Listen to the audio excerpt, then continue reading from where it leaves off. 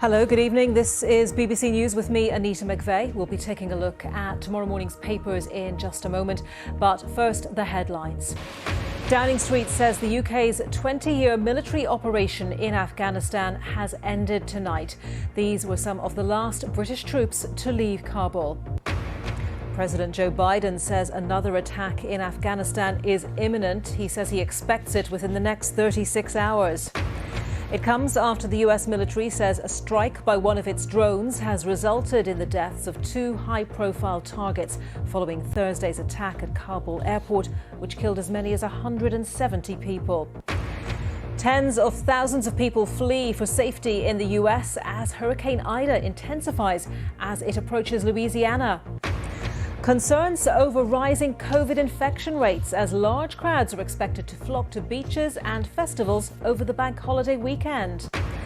And two world records for the British cycling couple, husband and wife Laura and Neil Fahey, who are amongst 7 GB Paralympians to win gold today.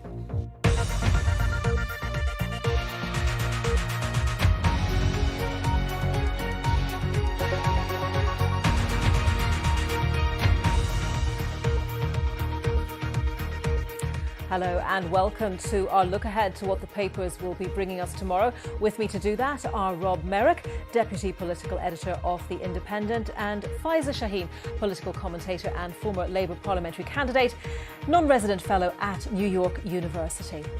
Well, let's start with a look at those front pages. Britain out of Afghanistan. The Telegraph leads on the exit of UK military personnel from Afghanistan after 20 years. It writes that the Prime Minister promises to honour the sacrifices of those who fell. And a look at those left behind. The Sunday Times focuses on the eruption of a blame game in Whitehall over the thousands now trapped in Afghanistan following the end of the evacuation mission. The final stages of evacuations from Afghanistan also lead the front of tomorrow's Observer. It reports on claims that thousands of emails from charities and MPs detailing Afghans' efforts to escape that were sent to the Foreign Office were ignored. Words of gratitude, we'll forever be grateful. The Express quotes the Prime Minister speaking about the military's evacuation of 15,000 people from Afghanistan. And our blood on your hands, Boris. The words from an Afghan translator in hiding lead on the front page of the Mirror. So let's begin our discussion. Rob and Faiza, a warm welcome to you this evening and thanks for joining me for this review of the papers. We're going to begin with the Sunday Telegraph tonight, a really dramatic picture of paratroopers on one of the last military planes to leave Kabul under the headline, Britain out of Afghanistan. Rob, what do you make of the Sunday Telegraph's take? Well, a picture tells 1,000 words, of course, and certainly the Sunday Telegraph has the picture that really sums up what's happening tonight with the end of the mission, as you just described it. These apparently are hundreds of paratroopers who are leaving Kabul airport, amongst the last British military to leave. And I'm looking at them here. They look very happy. I'm not surprised. They'll probably be delighted to be getting out, as anybody would. And of course, we owe them all a huge debt of thanks. It's been an extraordinary effort by these people over the last 2 weeks to evacuate, I think, 15,000 people to Britain, a huge number.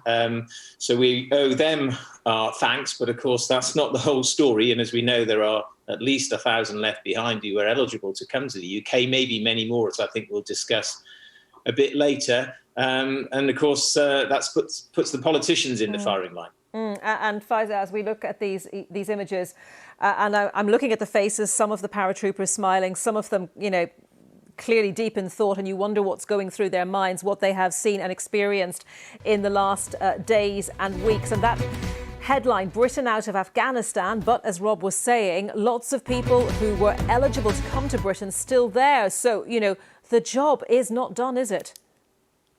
No, and there is a lot of reflection across the papers about this 20-year mark. And of course, seeing these soldiers and the work that they've done, but they must also have questions to the politicians, not just now, but the past 20 years, the way in which we're leaving, why it is that the Taliban were able to come back so quickly. In this article, there are quotes from the Prime Minister, Boris Johnson, which, to be honest, are quite jarring and seem really out of sync with the reality, talking about preserving the gains, talking about reflecting, but not really reflecting properly on why we are where we are, and the responsibility that Britain holds and other countries in the West hold for this chaotic situation. I mean, this isn't Britain out of Afghanistan, and this isn't the end for the problems in Afghanistan, not at all. This is the beginning. I hear some of my colleagues, Afghan colleagues at NYU, talk about the humanitarian crisis that is ahead of us now. So it's not just about the refugees, it's about the destabilization of the country and the region, which will have repercussions for Britain going forward. Well, let's talk about some of those repercussions. And the Sunday Times, Rob, has the headline, Afghan blame game erupts, anger at Raab. Dominic Raab, it refers to there, over thousands left in Kabul, and British soldiers fly home at the end of 20-year mission. Take us through what the Times is saying. Well, one of the things it says is that, of course, Britain now expects the other people who are eligible to come to the UK to somehow find their way to third countries, which, of course, will be a huge, long and extraordinarily dangerous journey across Afghanistan, perhaps into Pakistan, perhaps into Iran, and then somehow they're going to come to the UK, or at least a few of them are. What the Sunday Times says is that Dominic Raab has been accused of not failing to make proper preparations with some of the countries on Afghan borders who may well have been able to host some refugees temporarily before they came to the UK. So that's one of the criticisms being made of him. It's also referring back to the fact that, of course, he infamously stayed on holiday for several days when the crisis was at its height, something which he now seems to regret. And there's an extraordinary video that viewers may have seen from last night, I think, on Newsnight, where Boris Johnson and Dominic Raab visited an Afghan emergency centre in this country. And Dominic Raab just appeared to be blindsided, really, or just ignorant about what was going on. I caught him asking the woman in charge of the centre what the current situation was at the airport. And I thought, hang on, mate, you're the Foreign Secretary. You're the guy who's supposed to know. And the whole thing just... well, to be honest, just epitomised how, for all the influence that Boris Johnson and Dominic Raab have had over the last 2 weeks, they might as well have stayed on holiday. There's a really vivid story at the bottom of the front page of the Sunday Times. British troops help last evacuee to climb airport fence. And I think, Faiza, as we consider all these issues, it gives you a very strong sense, doesn't it, of the absolutely desperate situation that people have found themselves in as they have scrambled to try to, make it on board a flight. And for everyone who's got on, you think about the people who are still left behind as well. Absolutely. I mean, there's so many stories like this and images of babies being, handed over barbed wire fences to US soldiers. And these are absolutely horrific stories. You have to remember, these are just people like you and I, with families that a few weeks ago couldn't imagine that this was the case, that were told a completely different story by their government and by the West as to what was going to happen with the US withdrawing troops and others withdrawing troops. And so they find themselves in this horrific, chaotic situation. And on the British side, this article kind of summing up the shambolic nature, and that's in several of the papers today and has been in the last couple of weeks, unfortunately, been a theme of the way in which it's been handled, whether it's Dominic Raab on holiday, whether it's, these horrible stories of refugees, Afghan refugees that are already here, hearing about thousands that have been deported in the last 10 years, hearing about a small child falling from a window from a block of flats that, that people living there were telling authorities that this is not safe.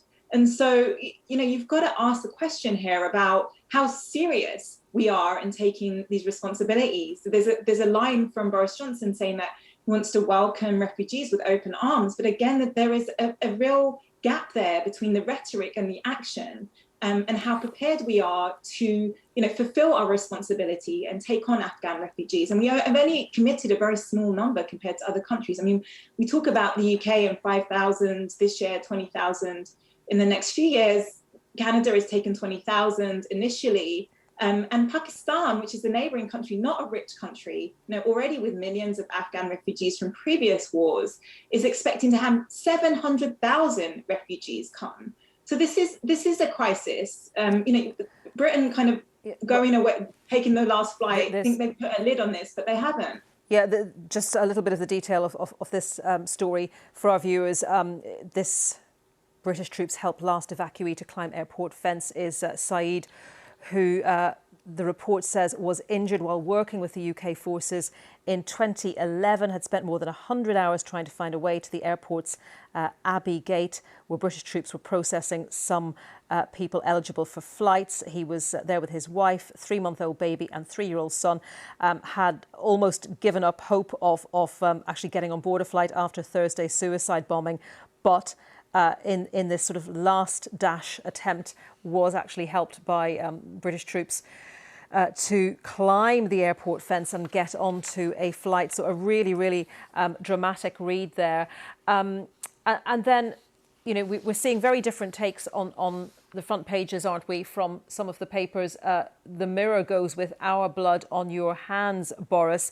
And this is a translator who didn't make it onto a flight, who is in hiding from the Taliban, saying his blood will be on Boris Johnson's hands if he is killed.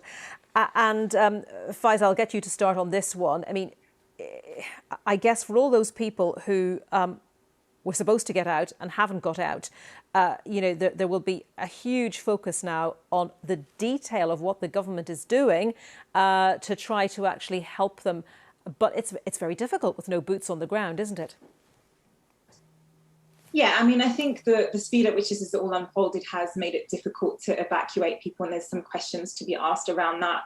But I think for the majority of the public, at least the translators, the people, manning the embassy, the people that helped British troops, there is a very clear sense of responsibility. To read this in the Mirror, to hear about translators hiding from the Taliban, in fear of their lives because the Taliban will know that they've been helping the British.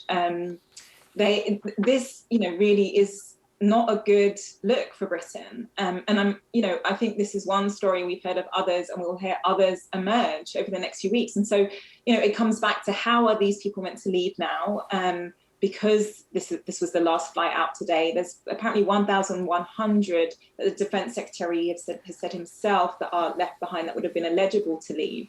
And so what is the plan now? We've heard a little bit about maybe Pakistan, maybe some processing through Pakistan, but it's very unclear. So what is the message that we're sending to people that helped the British, that were promised that they would be looked after and now are being, left to the wolves?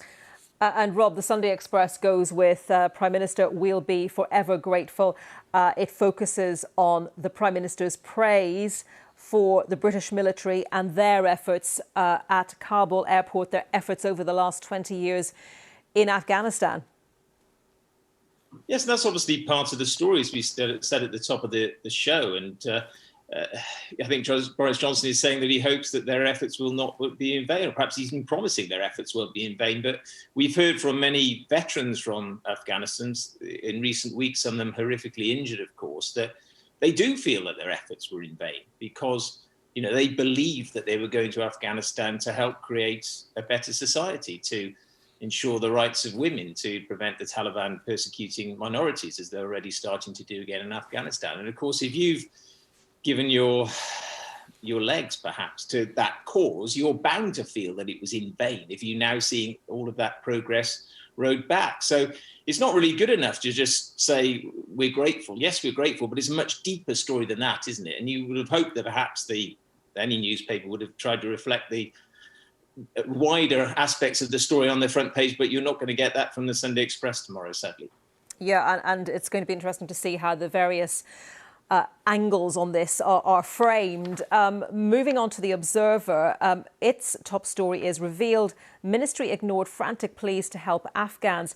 It says that thousands of emails to the Foreign Office from MPs and charities detailing urgent cases of Afghans trying to escape from Kabul have not been read, including cases flagged by government ministers, the Observer has been told.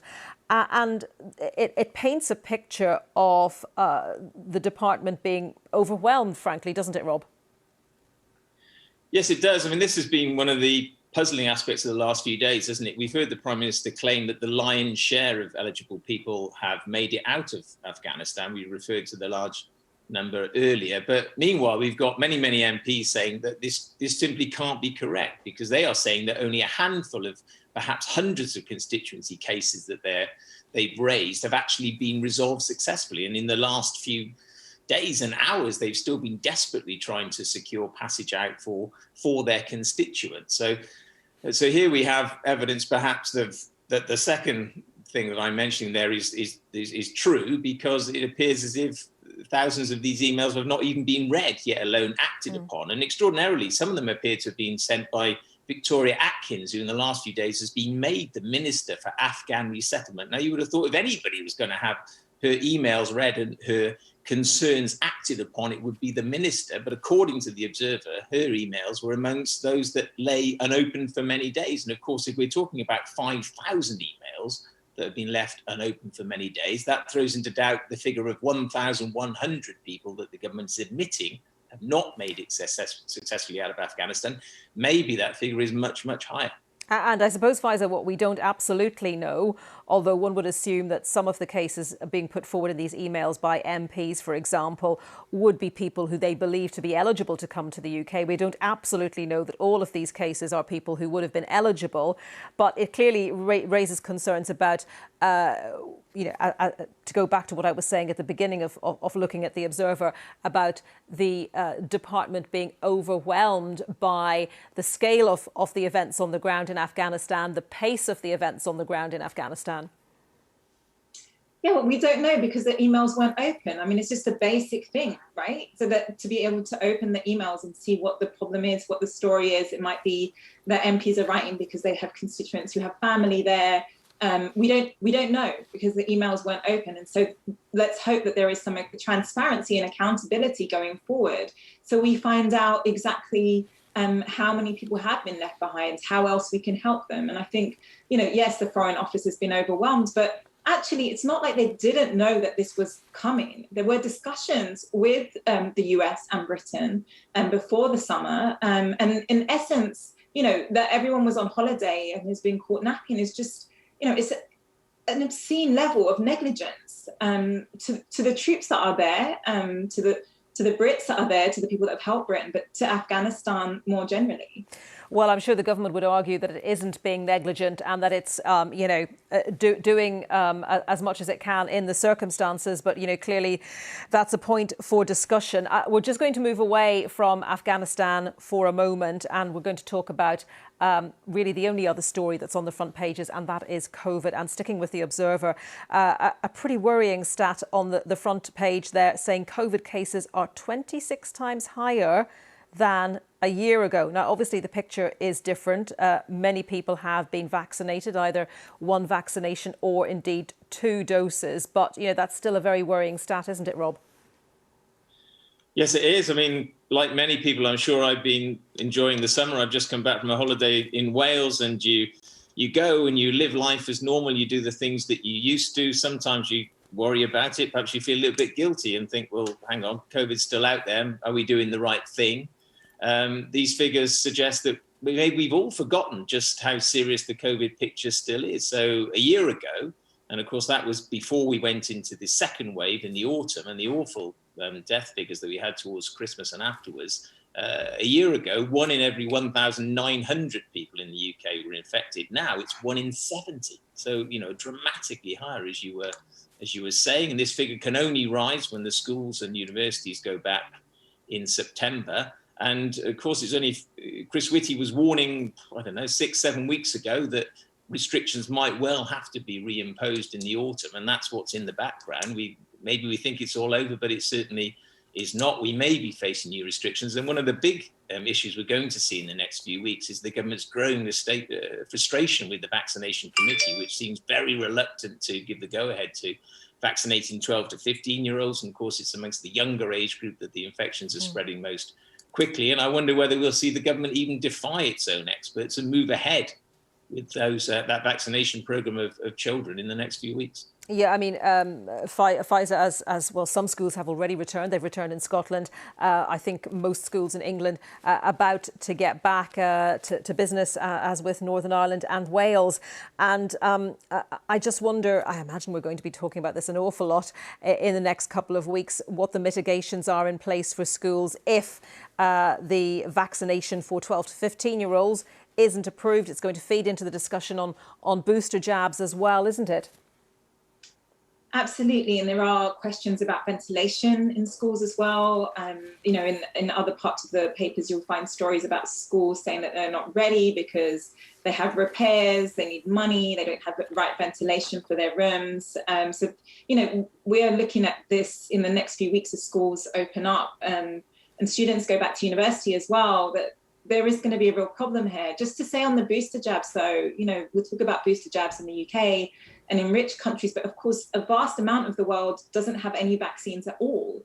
And we have to remember this is a global pandemic. The World Health Organization has warned that if you have rich countries, you know, with booster jabs, you're still going to have a situation where you can get new variants coming up in the rest of the world that doesn't have the vaccine. And so we have to be careful with overloading vaccines in one part of the world, because the risk will still be there if our neighbours, if our family in other parts of the world are not vaccinated. So, you know, this is a decision that's not just about the UK. And we're going to finish with another COVID-related story, back to the front page of the Sunday Telegraph, Rob, which talks about the Chancellor, Rishi Sunak, locking horns with the NHS on COVID funding top-up demands. So it says he's on a collision course with the NHS over its demands for billions of pounds more COVID funding. And, you know, it's not surprising, is it, listening to the doctors, the health bosses who we speak to, you know, talking about how they simply need more money, they say, to actually cope with the demands of running other services, plus, you know, all the catch up from COVID as well. Yeah, so in his budget in March, the Chancellor gave, I think, £7 billion more to the NHS, but it was only to last until September because, of course, the challenge was so great. So it leaves unanswered the question of how much more money it will get for the rest of the financial year as emergency funding. I think the health bosses are pushing for a similar amount. Well, of course, Rishi Sunak has recently won a high-profile battle to cut overseas aid, where he defeated MPs. He may well get away with taking £1,000 a year away from hundreds of thousands of the poorest people who will lose it through universal credit. He might well win that battle. I can't see him winning the battle over the NHS. As you say, apart from the fact that COVID is not over, there's this enormous backlog of operations. The NHS is definitely going to need this money, and I imagine the Chancellor is going to have to find it. Yeah, it says, Pfizer, the trusts are worried, health trusts are worried that if they don't get the right funding, then the 13 million waiting list that everybody is desperate to avoid becomes much more likely, and trusts won't be able to provide quality of care over winter. I mean, given that we've just been talking about cases being 26 times higher than they were this time last year, it sounds like there is going to be unavoidable, enormous pressure on the Chancellor here to find some more money from somewhere. Absolutely, and actually we do have the money. We're a country that are very lucky. We can borrow at very cheap rates. We have millions of taxpayers that are actually, unemployment is not as bad as some had predicted. And so, you know, investing in the NHS at this time, not only to avoid these humongous waiting lists, but, you know, for cancer treatment, heart treatment, all types of treatment are really going to affect people. You know, it would be huge, it would be popular with the public as well. So politically, it makes sense, and economically, it makes sense for Rishi Sunak to invest in the NHS at this time. I mean, even on a normal year, the winter can prove very difficult. I mean, this year, we've got an NHS that is tired, staff, you know, exhausted, and again, facing this problem with funding. So we should also think beyond 6-month windows for funding for the NHS, and remember that they were underfunded for 10 years going into the pandemic. So we need some really serious medium and long-term thinking as well. OK, well, we are out of time for this hour, Rob and Pfizer. For the moment, thank you very much. Rob and Pfizer will be back with me at 11:30 for another look at the papers. Goodbye for now.